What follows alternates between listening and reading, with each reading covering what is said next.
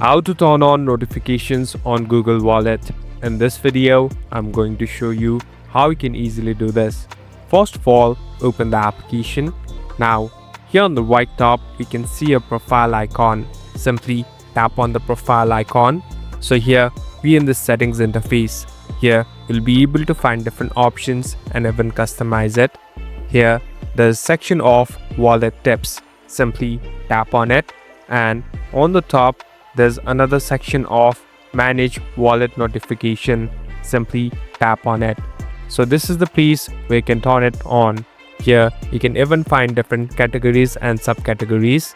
Now simply tap on show notification. Now simply go back and you're all set to go. Thank you for watching this video. I hope this video will help you.